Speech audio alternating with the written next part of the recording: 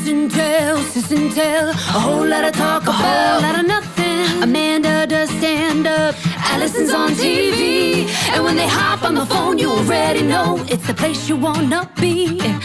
Sis and tell, the podcast that's so sweet. Oh, sis and tell, sis and tell, a whole lot of talk about, a whole lot of nothing. Sis and tell. Hey, Allie. Hey, man, what's going on? You know, the same thing that was going on yesterday and the day before and the day before that. I know. Hey, I learned something new this week, and maybe it's one of those everybody knew about this, but I didn't know about this. So I'm talking to my friend Dana. You know Dana, who's been in the restaurant industry forever. And she says something sort of like, well, first she starts talking about, actually, there's two things I learned about. One is she is talking about her brother-in-law who owns a company called Wow Bao. Do you know about this? Like, no. Is that like a dog treat company or something? It's not. It's not that kind of bao. It's like these Asian buns. They're like these little buns, and they're filled with meat. And anyway, so it's just like a fast food, but it's a little healthier. Anyway, he's still open, but he's also using ghost kitchens. Do you know about ghost kitchens? Is that when like a restaurant will rent out their kitchen to like a caterer or someone who's manufacturing food? You got it right. Yes, that is exactly what it is. And I guess, you know, by definition, it sounds like what it is. But well, do you use their staff like a ghostwriter? So I don't know. Right. I think Yeah. there might be, you have a chef who actually utilizes the back kitchen of a restaurant. And a lot of times it's a restaurant that had no intention in the first place of having a dining room. But especially during COVID, I guess these ghost kitchens have popped up all over. And especially she's in Chicago. So this has become a pretty standard phenomenon of people trying to maximize their resources, but also knowing that people are mostly just ordering in or ordering out, or delivering or picking up and not staying at the restaurant. So she started talking about ghost kitchen, and then that led to her saying, I don't even know how we got on this conversation, but something about the secret menu at In-N-Out Burgers. Yes. Okay. How do you know this? It's not so secret. That's the thing. It's secret because it's not officially on the menu. If you go into the store, it's not, or the whatever you want to call it, the restaurant, you're not going to see it on the menu on the wall, right? But everyone knows to ask certain things. What do you mean everyone knows? Not everyone knows, because clearly I didn't know. This is a whole new thing for me. Well, In-N-Out Burger is not even in our region, right? Okay. I'm not talking about just In-N-Out Burger. There are secret menus at literally every restaurant. Every fast food. Okay. What?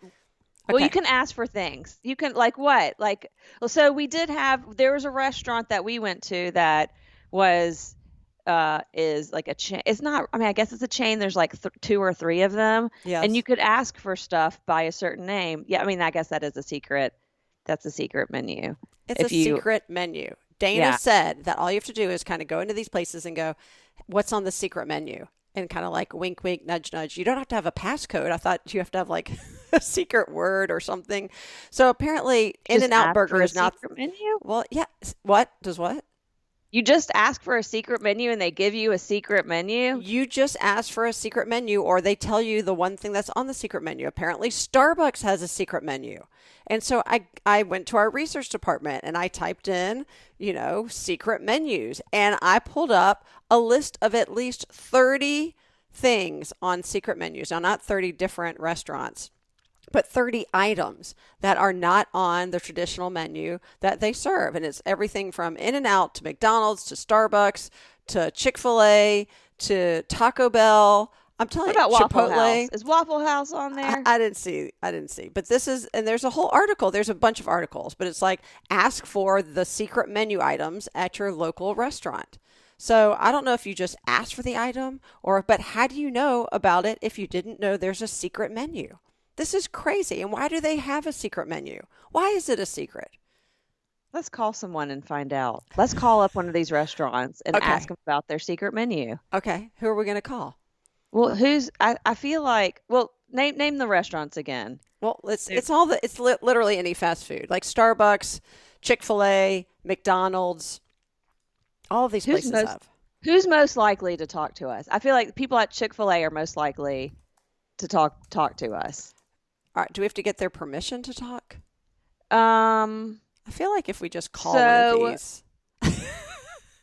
We just call, you know what, we don't, because at one point I had, you know this, I tried to start another podcast with my friend Shahid, and it was all prank calls, and we did some research, and it was okay in Georgia to call someone and record it as long as one party is privy to it being recorded, and we were the one party, and we didn't give out any. I think that's the same. I think that's Tennessee in the state law of too. Tennessee.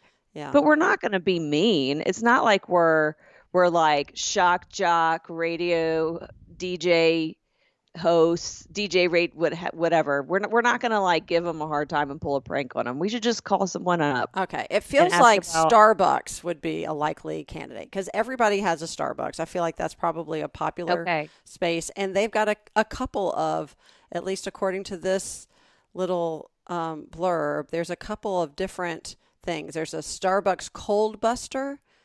It says, feeling blue, head to Starbucks and order one of the chain's most popular secret menu items. How are they so popular if they're secret? This is an enigma. But who created it? Go call Starbucks. I think one of us should talk. It should be you. And you just ask if there's a secret menu. And then how does that, just find out. This is like investigative reporting. Go call right now. Okay. Just hold.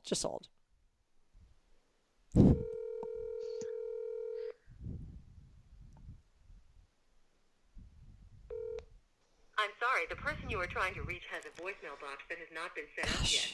Please try your call again later. That's so weird. Nobody wants to talk to us. Okay, I'm going to try again. I am not being deterred. Hold on.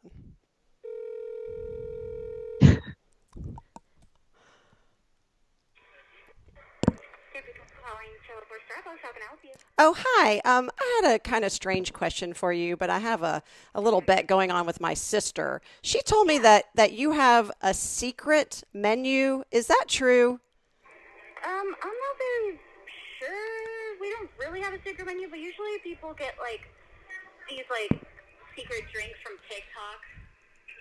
Like, for example, right now, I guess this would be considered a secret menu, is a ice white mocha with extra caramel drizzle and vanilla sweet cream foam. Oh. So basically just like drinks that people make up. That's kind of basically. So basically the only thing the only thing secret about it is it's not on your menu, but if I come in and ask for exactly. Okay. So if I come in and ask for something pretty outrageous, you would accommodate me, and then by default, it would be part of a secret menu, so to speak. Yes. Okay. But you don't have, like, if I came in there and said, hey, can I see your secret menu? You wouldn't, like, pull out something and, like, hand it to me under the counter. Correct. Okay. So it's sort of secret in the fact that it's not printed, but it's not something you keep on file.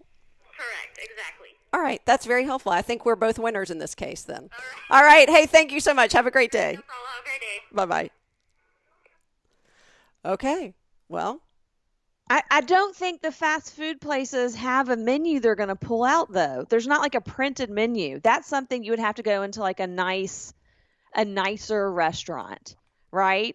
But not nicer as in like Chili's, right?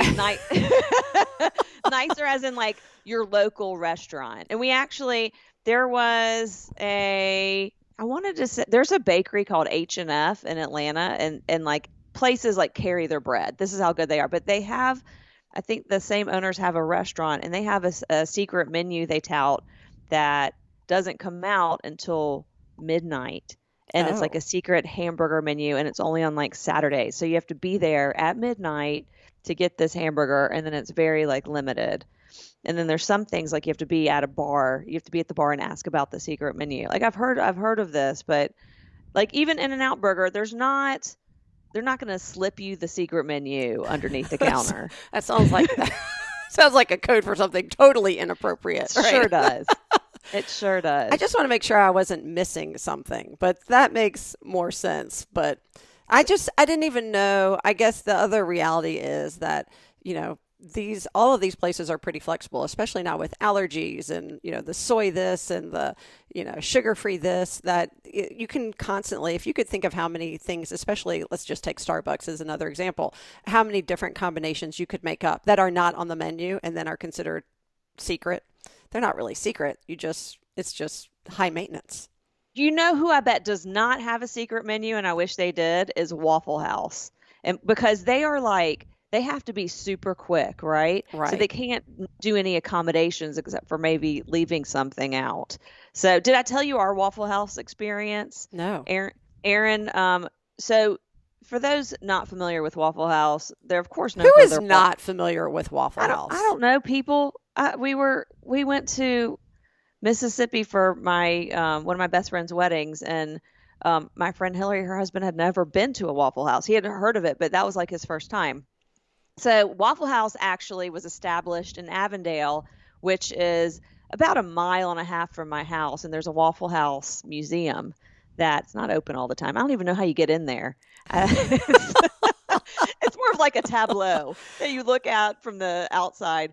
But I went there. We go there all the time, or we used to. And one time, Aaron, they're known for their waffles, of course, but they're even more well known, I would say, for their hash browns. And they have all these things that you can put on them, but they have these code words: smothered, covered, chunked, which is like chili and peppers and mushrooms and tomatoes and cheese, right?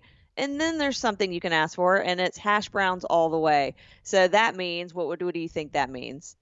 Hash browns all the way with everything on it.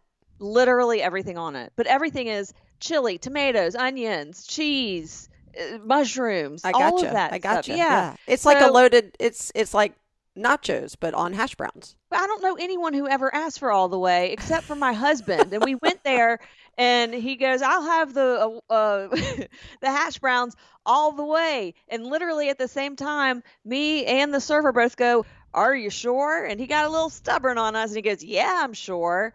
And I'm like, "Aaron, do you know what all the way is?" And he's like, "Yeah." And then, of course, the hash browns come. She puts the hash browns in front of him. He looks at it in horror, and he goes, "What is this?" And the server and I at the same time go, "That is all the way." Did he eat them? No. And she looked at him and said, "You don't want them all the way, do you?" And he goes, yeah, I don't think so. It's really like the chili that does it. Like, no one wants chili on their hash. It's just too much. It's a gross, right? Especially for breakfast. I don't even like my food touching. So anything Right? that has the words all the way is just, well, Maybe in a if similar, you're like drunk and it's 3 a.m. and you're 19 years old, Yeah. then you will want those all the way as True. a joke. I think similar to the Waffle House experience, and we were talking about this on my run this morning, is Cracker Barrel, right? I think a lot of people don't have Cracker Barrels in their area and make that a destination.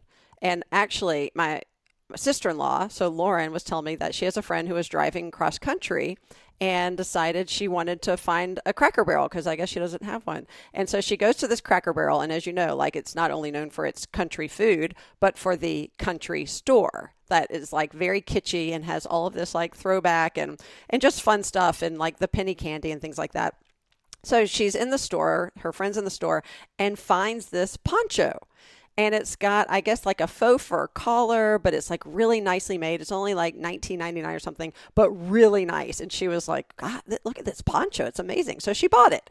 And then she throws it up on social media and says, "Just was at my first Cracker Barrel and bought something in the country store, right? What a good purchase." Well, she gets inundated. Okay. This is just a few weeks ago. And people are going, "You found the poncho." And she's like, "What are you talking about?" They're like, "This is the most sought after Cracker Barrel store purchase in the country." Is it the burgundy poncho Yes! specifically? How do you know about this? See, once again, secret menu, ghost kitchen, and the burgundy poncho.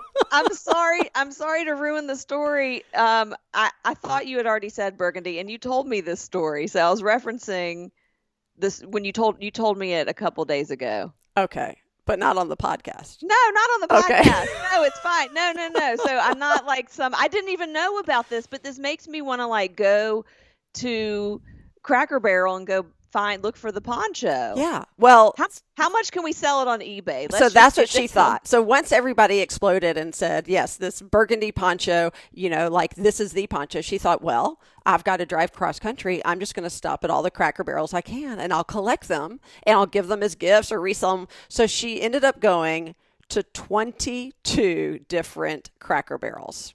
And guess what? Gosh. She never found another one.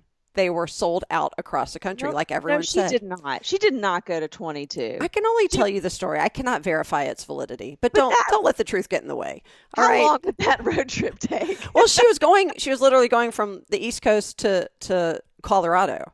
So she was on the road for a while anyway. And when you start plotting how many Cracker Barrels are along the way, there's a lot of Cracker Barrels apparently. But she went to 22. She never found another one. So she only had that one poncho. And then when she got to my sister-in-law, she gave it to her as a gift, which is a great part of the story. So now I get to eventually see this infamous burgundy poncho that everybody is talking about. So what is the resale value? I'm really interested in what it would be selling for on eBay. All right. Well, go on eBay and see if it's a thing. Look for Cracker Barrel faux fur poncho and see if you can find it. Okay. I'd be curious too. I know the retail price is something like $19.95 or something. Yeah, I see the Cracker Barrel ponchos on Poshmark, which is a resale site, and a bunch of shawls on. I don't really think it's got good resale value. I'm not really seeing it. One's $12. You would think it would come up. It's not really. I mean, I didn't look up burgundy. I don't think it's got a good resale value. Well, maybe they're not as sought after as I'm making it out to be, which is why I don't like finding the truth behind these good stories, right? I'm not saying it's not sought after. I'm saying that whoever wants to wear these Cracker Barrel burgundy faux fur collar ponchos, they're not going on eBay. So that's why. They don't care. They're not looking for them. The eBay, like limited edition item people are like not the Southern Housewives is what I'm saying. Right. Well, maybe Cracker Barrel has a secret retail menu where they only sell these ponchos to certain people who ask for them. I wonder what would happen if you asked for something at Waffle House that was not on the menu. And I don't mean like altering an order, like asking for something on the side, like from When Harry Met Sally. I mean like if you ask for like baked salmon? No, like, can you make pancakes out of your waffle mix? Can you put a piece of bacon in the waffle iron when you make it? Like if they would do it. First of all, you're assuming their waffle mix and their pancake mix are two different things.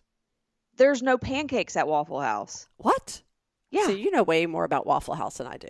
I'm telling you, I know Waffle House so well. They know my children's names. They have their favorite children when we go there, but they don't know Aaron. And I know this because last year, who is my husband? Because last year we went for Father's Day. The kids were at camp. Aaron and I were going to go meet Stephen and Judy there for Father's Day breakfast. And Stephen and Judy are my husband's parents. And so Aaron and I get there.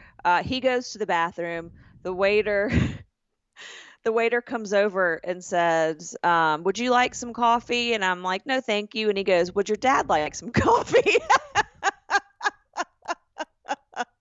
They thought Aaron was your dad? Yeah. And he had seen Aaron. It's not like he had disappeared and the guy just thought I was with my dad. Like, and I looked young and I just bust out laughing. And he's like, what? And I go, that's not my dad. That's my husband. And he's younger than me. And he's like, oh my God, please don't tell him I said that, please. And he got super embarrassed. And I go, I won't. So we had this secret. It wasn't a secret menu. It was just a secret between me and Waffle House. Yeah. And the entire time he's looking at me and we are laughing and everyone at the table is like, what's so funny? And we're like, nothing. It made my Father's Day. That's all I got to say. Yeah. Well, I know I've told that story before on the podcast, but it's almost as bad as the time that we were babysitting your kids and Daddy and I went out for hamburgers. And when I went to the bathroom, the waiter kind of gave him one of those winks like, great job. Thought I was his girlfriend. Gross. And then it was so gross. And then of course, Daddy couldn't keep it to himself. You would think he would just be like, I don't want to tell you because it's so gross. But no, he was laughing hysterically by the time I came back. And I was like, what's so funny? He's like, you won't believe what the waiter thought. I was like, oh. ugh, we have to pay and go. This is just too much. So Ruby asked me the other day, what's the nicest thing that anyone has ever done for you? And I said, when you and Oscar were 3 months old and Murray was 3 years old, Daddy and I were supposed to go to his best friend's wedding out of town, and Nene and Papa were supposed to watch all of you. But Nene forgot that she had this big trip to Europe for work. So Aunt Allie came in town to watch you guys with Papa, and that is the nicest thing anyone has ever done for me. You got to get some new friends if that's the nicest thing. No, you came in town to watch 2 newborns and a toddler.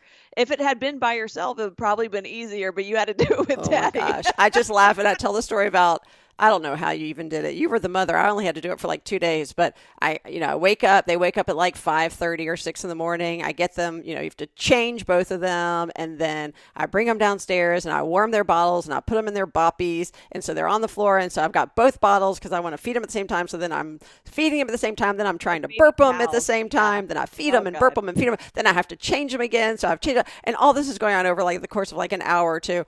And then they're finally fed. They're burped, they're changed, they're happy, they're sitting, they're playing, and Daddy comes down. He goes, all right, let's go. let's get this started. Let's start feeding the babies. I'm like, are you crazy?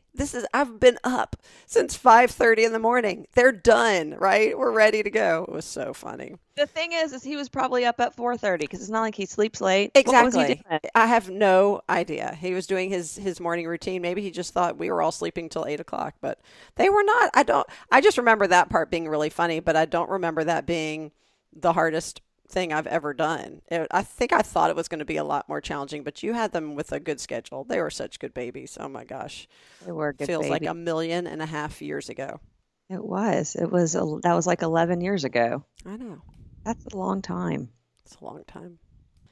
So I also wanted to let you know that I have tried out a new life hack or kitchen hack. Oh, is it week. from the book, your life hack book? It's not. And I sort of keep forgetting that I have the life hack book, even though Jalen, you're listening to this, who gave me my life hack book and calendar. It is still coming in very handy. There are more hacks. A month and a half until you can start using that calendar. Yeah, this one is actually, I did it in reverse. So I was at the grocery store, and for some reason, and I don't often see these, but they had this huge, bountiful, beautiful barrel. How about that for alliteration? Of pomegranates, of California pomegranates. Yes. So, they're just such a beautiful fruit. I just love them. But you have to cut them open a certain way. So there you go. So I never really buy pomegranates because of that, right? Because I've only ever cut them apparently the wrong way, and it gets the juice everywhere, and it stains the counter and your hands and the cutting, everything. And then it's like half the seeds are torn in half anyway. So, but I remember seeing this, right? And apparently a lot of people know about this. Case in point, you already knew that there is a right way to cut a pomegranate so that you don't wreak all of this juicy havoc on your kitchen counter. So I bought the pomegranate thinking, all right, I'm going to find that video. And I did. And I tried it. And it worked, and it was awesome. Did it ask you did you soak it in water to get it out, get them out? Soak what? So you're supposed to, in order to keep the juice also from getting on your fingers, you kind of pop it open in a bowl of water. Oh no, I didn't know about that. But it comes out in clusters. So it came out in clusters. Yeah, I didn't put it in the bowl of water, but I did cut the top off so you can see the different chambers, and then I scored the sides and I opened it up, and you'll be even more proud of me.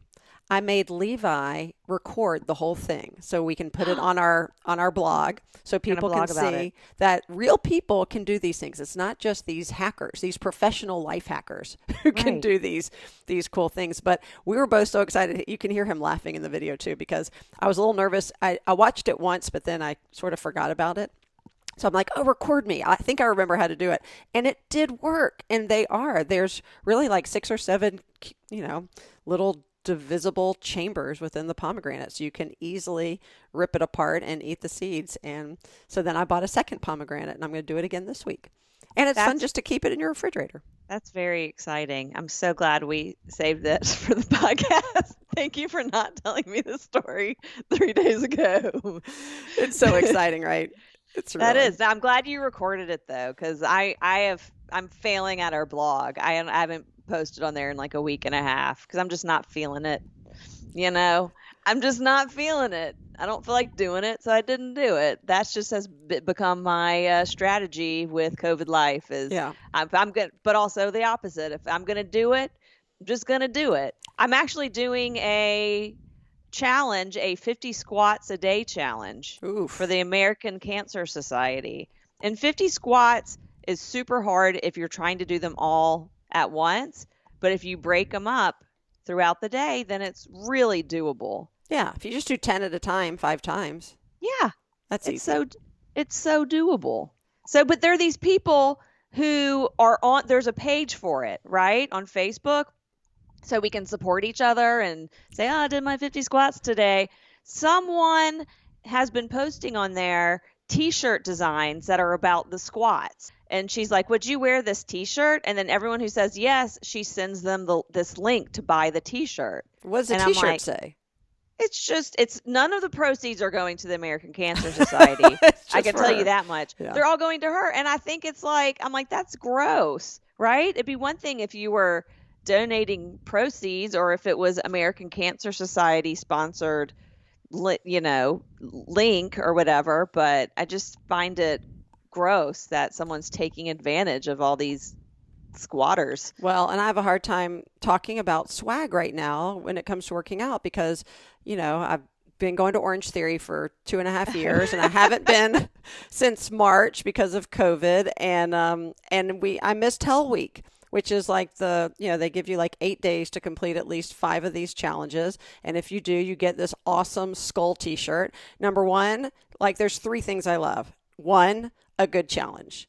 2, a good swag, a good t-shirt. And 3, I'm obsessed with skulls. So this is like the trifecta of everything I look forward to. And I missed it. And my theory is, shouldn't they just give everybody the Hell Week t-shirt? Haven't we just had like a Hell Year? Like, they should just send it out and say, we get you. If they were good at branding, they would do that. That's so lame. I know. There's nothing virtual that Orange Theory's doing? No, because frankly, the ones in Chattanooga are open on a limited basis and limited classes, but I just personally haven't felt comfortable going back to an enclosed gym. So that's my personal choice. So there are people who are actually going and doing the real workouts, and it's hard to replicate the Hell Week workouts in like the outside world. I get that. It's me. It's just me. I just am coveting the Hell Week shirt. And then when I do go back, which I know will be hopefully soon, then I'm going to have to see everybody in the newer version of the shirt. And it's just going to remind me of the Hell Week I missed because of the Hell Year. Mm-hmm. I bet you could go onto eBay and find 2020 Orange Theory Hell Week shirt, right? Well, it's not the same. There is a secret menu of Orange Theory swag, and you just have to ask how to get it. You might have to pay for it, but there you go. So we have a secret menu part of Sis and Tell, and that it's actually there's no secrets here. We don't want Sis and Tell to be a secret, and that's why we need you to share us with your friends and with your family and with some strangers. Go shout it out. Or if you're quiet, just buy a Sis and Tell face mask. Go to our website, sisandtell.com/shop, and you can get your own so that you don't have to say anything to people. They can just read it on your face. As always, this has been Amanda and Alison with a whole lot of talk about a whole lot of nothing. We'll catch you next time.